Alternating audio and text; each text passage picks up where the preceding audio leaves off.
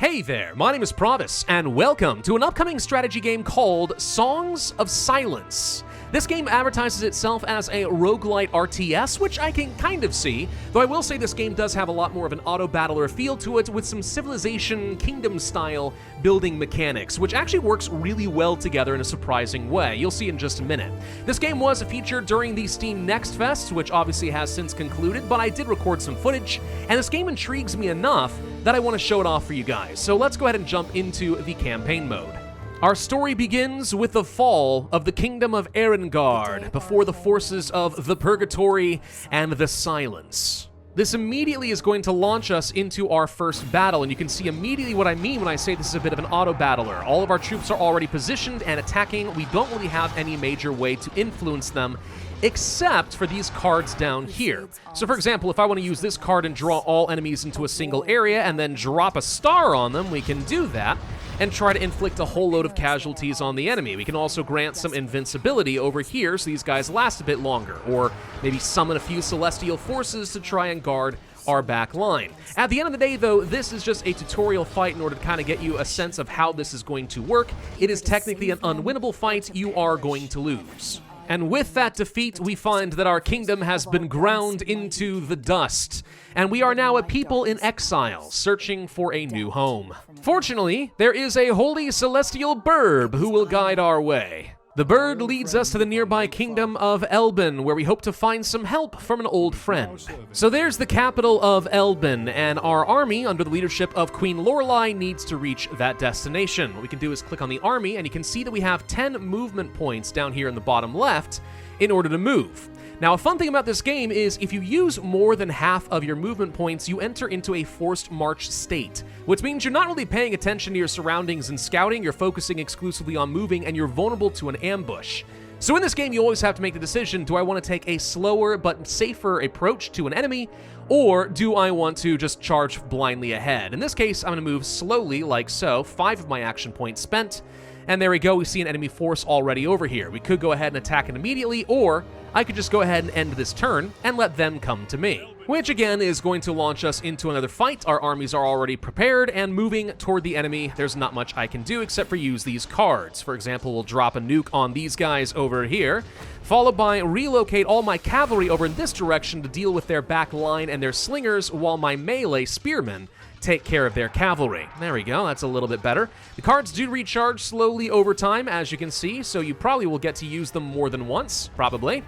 But don't always count on it. Now, for winning that battle, we gain some loot in the form of gold. We also get some experience so we can level up our hero. And a strong hero, of course, gets a little bit more powerful in terms of new cards, more units at their disposal in an army, etc., etc. So with that force dealt with, the game is then going to cycle through all the other players and their turns. And then we can go ahead and move forward all the way to the capital city like so. Here we are greeted by a former friend and advisor, Hauser, who tells us that the king is currently under siege in a different location and begs for our help. So the king of Elben is currently under siege. We've got 6 turns to get to him. That is more than enough time. Let's go ahead and take this army and jump into the city. Now, the cities themselves are extremely important because they have a lot of different factors to them. They can be a capital city. We can see their prosperity level, which determines how many resources they generate. And there are 3 different resources you'll need to worry about. We've got gold, building materials, and divine favor, which we can use to summon special celestial units or additional special power-ups, cards, etc.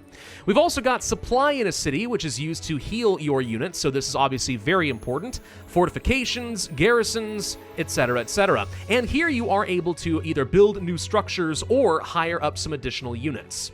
So for example, if I want to take a couple of, let's say, some Hearthsworn like this, and maybe some archers, we could add them into the reserves to follow Lorelei along in case some of her units fall in battle. In addition, depending on the type of hero that you have, you will be able to place down special buildings, like in this case, the Realm Builder, which, if we had enough building materials, we could drag and drop onto the city and construct this tower to get some extra gold income and boost the prosperity level of the city. However, I don't have enough building materials, so that's not an option. Instead, however, Hauser, who leads a new second army, can place down a golden temple. We have enough materials for that. Place this sucker down like so, and now we're going to get some additional celestial favor per turn, and we'll be able to start hiring some new units called Acolytes of Rights. You'll see them later. What I will do is take some of these new units I just trained in reserves and drag them over into Hauser's army. He can only have 5 units, so this is the max he can house. But we can rearrange these guys a little bit. Let's see, I want my melee units toward the front. These guys are like ranged magic dealers. I'll keep them in the back. I'll leave these acolytes somewhat toward the front because they're going to summon more melee units, and the archers right behind them. And this should be good enough. All right, so scouting ahead, we see an important bridge over this direction, which is garrisoned by the enemy. At this point, our units should be fully healed, so we'll go ahead and take Lorelai's army, and let's just go ahead and attack them immediately. This should be a nice, easy win, since there's only a couple of units. Once you have attacked the enemy, you forfeit the rest of your movement points, so do be aware that it is a way of getting yourself accidentally pinned down if you're not careful. Still, this was indeed an easy win for us, so we get some additional loot and some more XP, and we level up to level 2. That's great. Now, we don't immediately gain this loot in the form of gold. Actually, what ends up happening is following behind the army will be a loot wagon. If I can click on this army real quick, I'll show you what I mean. There we go, loot wagon over here. You have to get to a city or a fort that has supply points in it in order to sell your loot. So until you go back to, let's say, a major city, you don't gain any of those rewards. Still, kind of a cool system. Also, since we leveled up, let's go ahead and play our card and level Lorelai up to level 2. This gets us some new randomized upgrades. We could get call reserves to bring in a unit from the reserves. We could go for Fortify, which allows us to place down a fort building at a location and get supply, which is actually very useful. Or we could upgrade our Fist of the Guiding Star and do extra damage and more stunning. I'm going to go ahead and take the Fortify. Being able to place down additional supply is very helpful. Also, because we leveled up, we can house 1 more military unit under Lorelai's command. So I'm going to go ahead and move forward over here and move 1 unit under her control. What do I want? I'm going to send the Acolytes of Wrath, some range magic damage dealers. Let's go ahead and just have a lot of extra range damage. That should be fine. Then end our turn. Okay, we have 4 turns before the enemy is going to sack the city. Now, sieging a city is actually very dangerous because if your army is committed to sieging, they are vulnerable to an ambush. If you get ambushed, the first few seconds of a battle, you are stunned and unable to do anything. So we can actually take advantage of this and use Lorelai right now to go and attack over here. And what you're going to see is they are ambushed, so this gives us an advantage. They can't do anything while I start moving forward and weaken them up a bit. So let's go ahead and drop our star like so. And then change our cavalry to get them all together over here so they can try to take down the back line of the enemy. I want to weaken their range units as much as possible. Despite our best efforts, we did still take some pretty nasty damage, so we're going to need an opportunity to either heal or replace a few of our fallen units. Still, quite a lot of supply from that one. There we go. The King of Elbin, of course, is very grateful for my assistance, but is asking for one further favor. Basically, win the war for him. So there's the enemy capital, and we do take this citadel for ourselves, which boosts up our income dramatically, and once this has left a state of unrest, we should be able to start healing all of our units and recruiting some new folks. Actually, we can go ahead and get some Oathsworn right now to replace one of my lost units. I'll go ahead and do exactly that. Now, looking around at our situation, it looks like there are at least a couple other encampments controlled by the enemy, and they will probably be sending armies of their own to harass me, so that's going to become a bit of a problem. If I can snag a few of them for myself, though, we can fortify and entrench in those locations and generate more resources until we can overwhelm our enemy. So let's go ahead and take Hauser's force, and there's a neutral village over this direction that is currently being held by a garrison of neutral units. Let's run in this direction and launch an attack of our own. Of course, with a different hero, we have totally different units at our disposal, some celestial folks that we should be able to summon, and they are going to try to do a bit of damage and draw off the enemy's attack like so. These Summoners of Rights over here, these little guys in white robes, are actually really important to protect. They summon more of these celestial warriors like I'm summoning right here with these cards. So it's an endless stream of pretty decent melee units if you can keep them protected. The problem, of course, being they're very squishy, so if your guys have to retreat and run away and take too much damage, well, you're gonna be sad, and that's exactly what happened here. We took a fair bit of damage from that attack. Still, Hauser wins, we get more loot, we get some experience, and he can level up just like Lorelai can. And fortunately, we didn't actually lose any units, they just retreated, so if we can get him parked in a city where he has supply, he should actually be able to get back up to full strength relatively quickly. Let's go ahead and spend some building materials to actually rebuild this village so we can start getting some extra resources out of it. So the enemy is mustering some forces. You can see them now moving out, and they actually used up enough of their action points that they are vulnerable. We could ambush them and try to take them down, and I think that's actually a very good idea. So we're going to go ahead and take Lorelei and attack the enemy hero. This should be an easy win. Again, because this is an ambush and they move too quickly, they are going to be stunned for at least a moment, which gives me the first alpha strike, which is obviously very helpful. Let's go ahead and drop a quick nuke on them like so. Boom. There we go. All right. And then once the forces have engaged, we'll send the cavalry to go and hit their back line like so, and try to prevent them from doing too much more damage. There we go. All right. So that worked out pretty nicely for me. I'm going to go ahead and ambush the enemy one more time, this time using Hauser. Let's summon a few Celestial units toward the front just to kind of draw their attention and maybe distract them a bit. And that's another victory for me. And of course, to the victor goes the spoils and also the oh-so-critical level-ups. I'm going to go ahead and take Divine Revenge. Friendly combatants explode on death. Celestial units in particular are going to do a lot of damage. That could work well with my current setup. Do we think we could attack this area with a garrison and conquer another settlement? I think the answer is probably yes, so let's go ahead and grab this and deny the enemy any more resources if possible. Not an ambush, of course. Wow, the actual magic damage does amazingly well against some of these things. Go ahead and drop another nuke on some of their ranged units, their combatants over here. That's looking pretty good. Draw the cavalry back in. There we go. All right, this is working about how we want it to. Easy enough. We conquer ourselves another village, which should get me another level up. Thank you kindly. Ooh, we can make the Fortify even better. 2 tiers of supply, so we get really strong garrisons and heal a lot faster. The alternative being to upgrade Hearthsworn into Honor Guard better units, which, I mean, stronger, higher quality units is kind of important in this game. So yeah, that is really useful. Ooh, which one do I want, honestly? I'm going to go ahead and take the Fortify since I plan on doing this next turn anyway. But yeah, I think the Honor Guard could have been good too. So let's see. Do we go ahead and place down the Fortify now? Yeah, there's a nice big city over here I would like to take, and I want to have a good launching point to do so. Let's drop this here.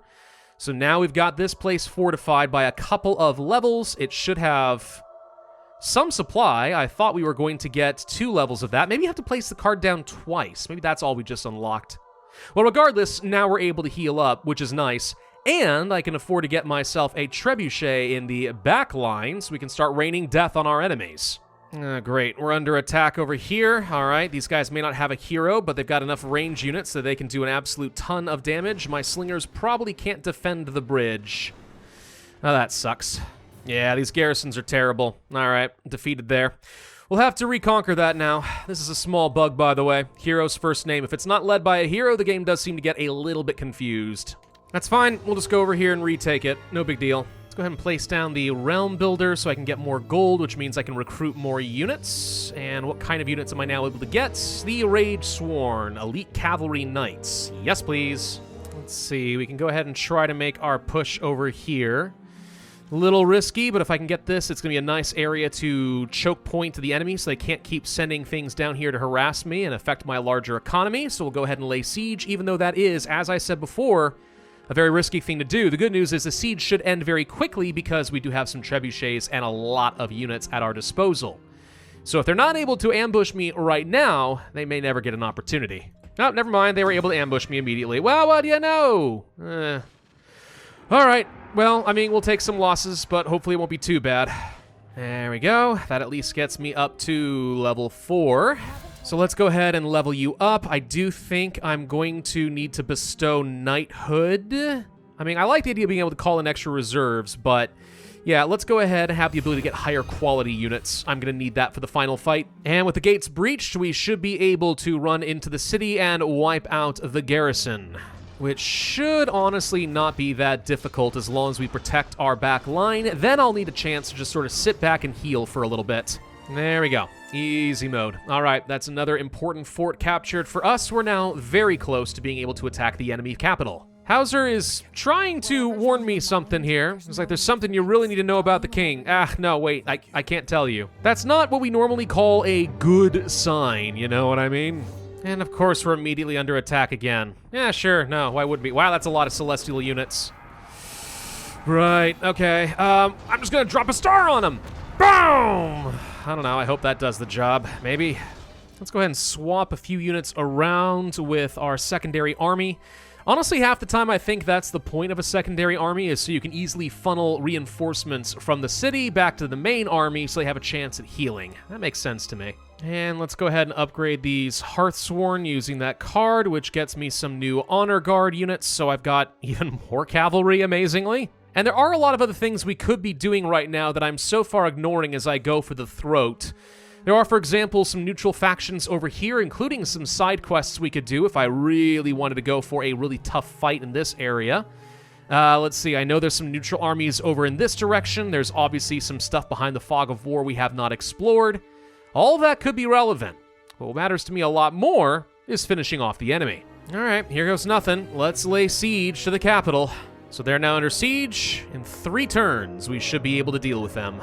Well, I'll tell you what then, for a little bit of fun, we could go ahead and try to crush some of these other little groups. It's an easy win, some neutral armies over this direction. They got a lot of spitty, nasty things. Ew, gross. All right, drop some Celestials right on top of them and make it so that if they die, they explode.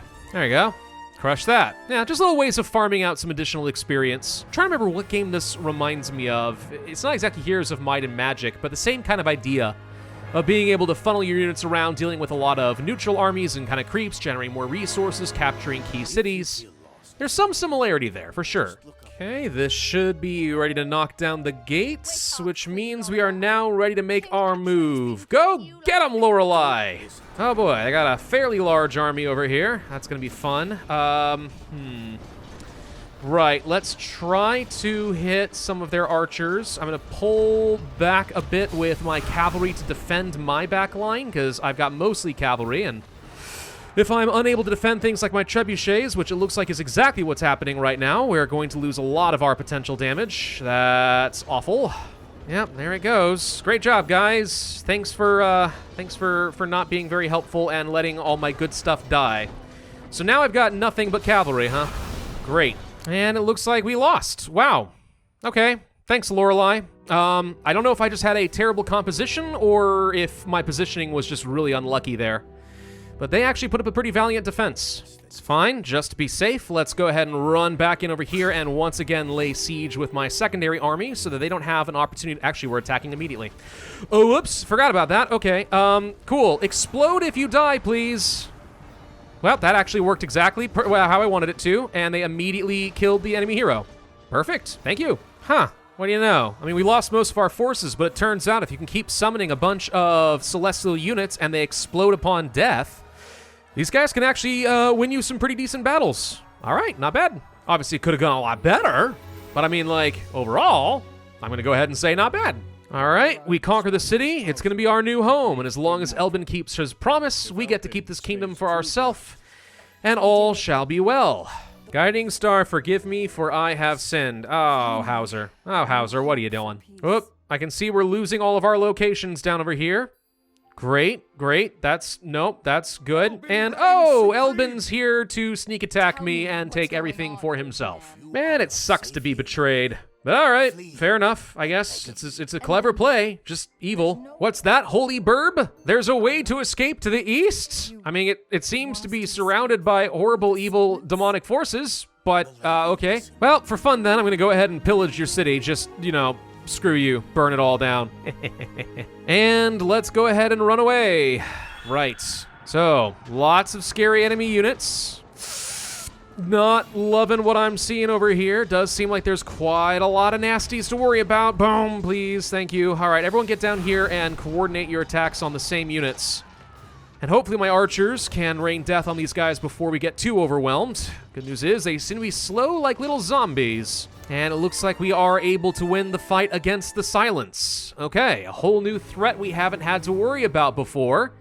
That's interesting. And we are able to flee the kingdom of Elbin, thus completing this stage of the campaign, and alas, also completing the demo. Obviously, I'd love to see even more, but I think it's enough to give a pretty good taste of what this game is going to have to offer. So, great art style, really interesting and unique fantasy theme, And I actually kind of like the campaign and the auto-battlers aspect of the game. I think it does make a lot of sense and kind of fits what you would expect from actual medieval tactics about positioning and then just sending units in.